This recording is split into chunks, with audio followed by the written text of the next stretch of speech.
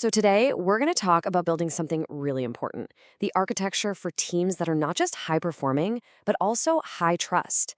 And the foundation, the bedrock for all of it, it boils down to one single powerful idea: clarity.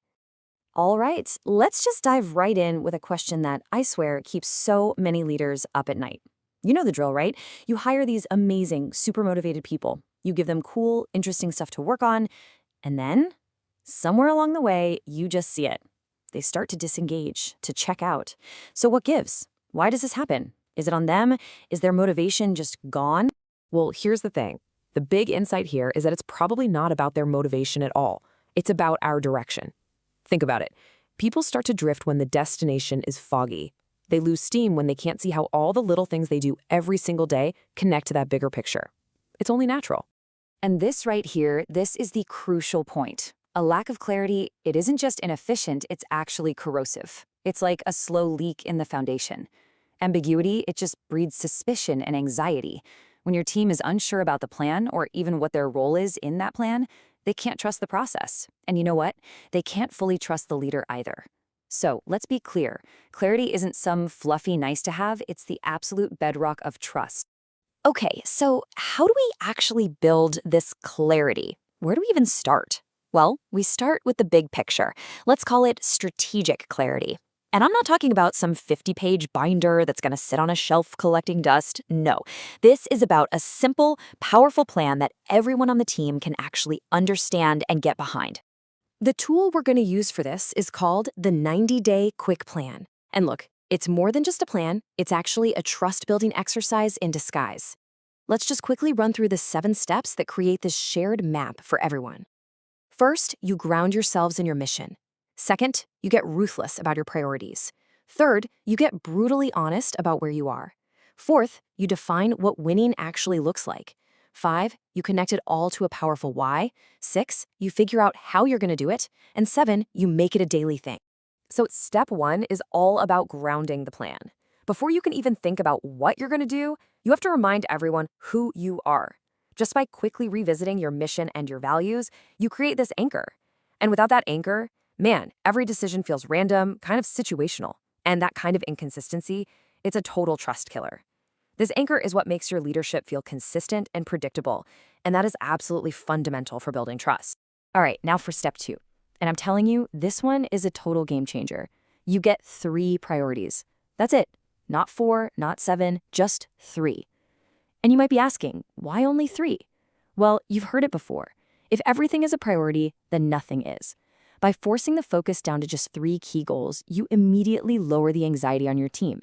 Plus, it shows them that you, as their leader, are willing to make the hard calls. And that builds a ton of trust. Okay, step 3. This is what I call the brutal honesty step. This is where you have to look reality right in the eye and not blink.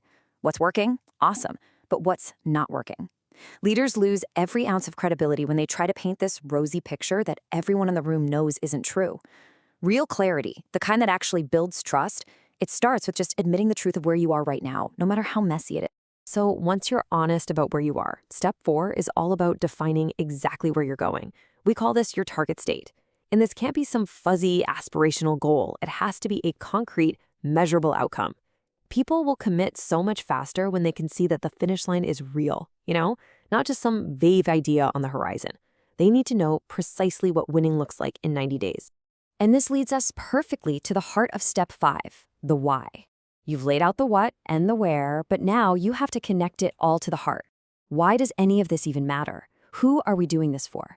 This is the moment you turn a logical plan that people will, comply with into an emotional mission that they will truly commit to. You're showing them you trust them with the real purpose behind all the work. All right, now we get to step 6. This is where the rubber meets the road. We start by asking a simple question: how? How are we actually going to get there? And that gives us our first big strategic move. But we don't stop there. Oh no. We drill down again. We ask, okay, but how are we going to do that? And this second question, this is the critical one. It forces us to move past those vague ideas and into actual, tangible projects. And we ask it one last time: how? By the time you get to the third how, you are right down at the execution level. This little trick just exposes all the wishful thinking, and it forces you to assign ownership. Who's doing what and by when? This is where the plan gets real, and it flows right into step 7, creating those daily measurable activities that make sure you're making progress every single day. So, great. We've got our big strategic plan. We're all aligned. But here's the thing about trust. It's not just built in the big board meetings. It's built, or broken, in the day-to-day stuff. The quick conversations, the one-line emails, the hallway handoffs. And that's where our second piece, communication clarity, comes in. And for this, we have another super simple but incredibly powerful tool. It's called the ODC framework. It stands for Outcome, Deadline, and Clarifiers. I want you to think of this like a pilot's pre-flight checklist. It's the 3 things you confirm before you walk away from any conversation where a task gets assigned. It's your commitment to making sure nobody leaves that conversation feeling confused. So let's break it down real quick. O is for outcome. The question is, do we both agree with 100% certainty what done actually looks like? D is for deadline. Do we have a specific, unambiguous date and time? No wiggle room. And C is for clarifiers. This is where you ask, what else do you need to win? What standards, what resources, what boundaries do you need to succeed? Honestly, this last one is so crucial. It's you proactively asking, what do you need from me? It's how you set your team up for success and show them you're in this together. And this right here says it all. I mean, think about it. How many times a day do you hear or maybe even say, hey, can you get this to me ASAP? That one little phrase, it creates so much stress, resentment, and pure guesswork. It's totally unclear. It basically puts all the risk and all the mind reading on the other person. ODC just gets rid of that trust-destroying nonsense and replaces it with a simple, concrete agreement. Okay, so we've got these 2 powerful frameworks, right? We have the big picture, 90-day plan for our strategy, and we have the micro-level ODC for our daily conversations. So the big question is, how do these 2 things connect? How do they work together to build that unbreakable architecture of clarity and trust we've been talking about? And this chart lays it out perfectly. Think of it like this. The 90-day plan gives you strategic clarity. That's your map. It shows you the destination. The ODC framework gives you communication clarity. That's your GPS. It's the clear, turn-by-turn navigation for the actual journey. See how that works? One without the other just doesn't work.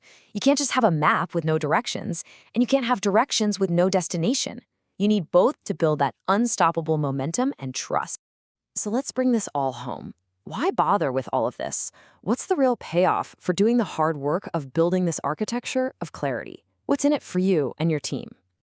Oh, the benefits are just immense. I mean, for everyone involved. When people are clear on what's expected, their anxiety plummets and their confidence soars. It creates this deep sense of fairness because the rules of the game are known. It completely eliminates that soul-crushing guesswork. And all of these things, they all lead to the single greatest accelerator of performance there is, genuine trust. And all of this really leads to a huge reframing of what leadership is all about. It's so easy to fall into the trap of thinking a leader's job is to be the smartest person in the room, right? To have all the answers. But that's not it. That's not it at all. The real job of a great leader is to be a professional remover of unnecessary uncertainty. You're like an editor of complexity. You take all the noise, all the ambiguity, and you create clarity. You absorb the uncertainty so your team can move forward with focus and with confidence. That's the job. And that brings us to our final and I think most powerful idea. Clarity is not just a soft skill or a communication tactic. It's a choice. Every single time you decide to remove ambiguity, whether it's in a big strategic plan, a quick email, or a simple conversation, you are making a conscious decision to build trust. And when it comes right down to it, that is the most fundamental choice any leader can make.